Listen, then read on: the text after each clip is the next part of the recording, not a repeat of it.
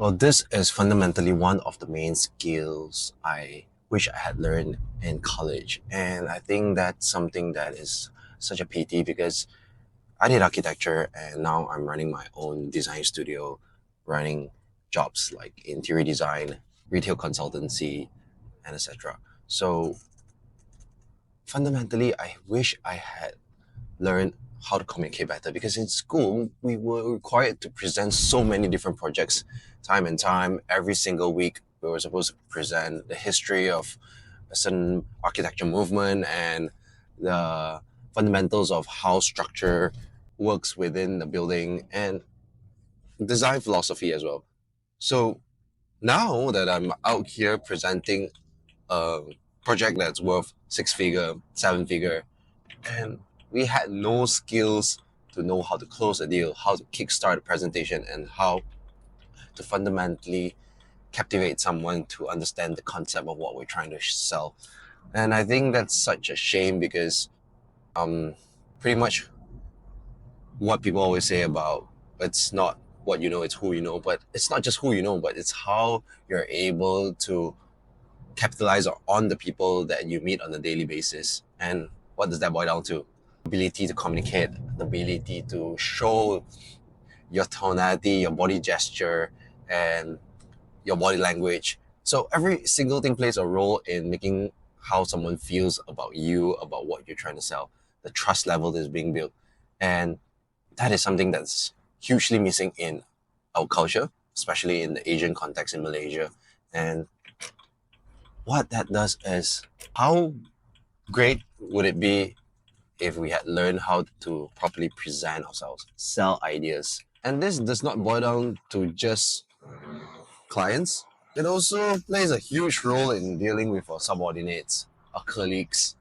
Every single time I put on a session to have a one-to-one discussion with my colleagues, and sometimes I have to really structure my thought processes, the things I should ask, the things I should say, or other things I shouldn't say, right? Because there are times where you would want to ask, hey, why are you doing this? Why is this happening? Why did everything turn out not to be what we had planned earlier? So that put people in a very defensive manner because you start asking why. Because we were all born with this subconscious mind when we're young, something bad happens, our parents will tend to ask us, hey, why? So, when you grow up working in the society, this is potentially something that carried on forward. So these are some of the very simple, basic skills that I thought we should have known since we started working or even at school. So I think one of the key soft skills that we should really learn, aside from accounting and then bio, chemistry, those are extremely important. I think that they sometimes carry a certain weight in the things you say or the things you communicate in a very technical level. But fundamentally, on a very basic level, I think the ability to communicate well is super important. Have you had the chance where you go to a restaurant and sometimes the waiter or waitress say something really irking to you and you don't find it very pleasant?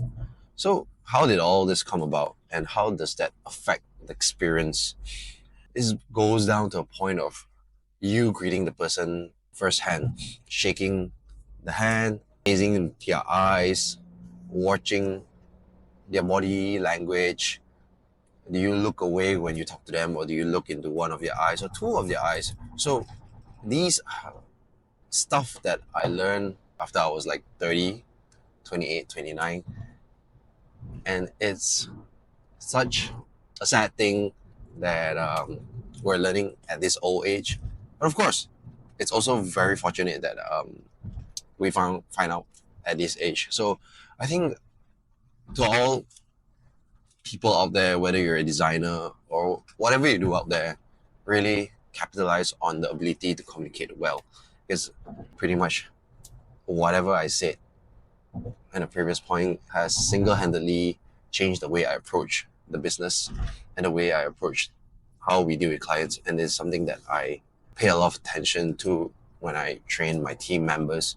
So, yes, bottom line, this is something that breaks me and it bothers me how we do not learn this at the early stage of our lives. Could you imagine if you knew how to put on a proper presentation when you're at the age of 17, 16. I think that's gonna make a lot of difference.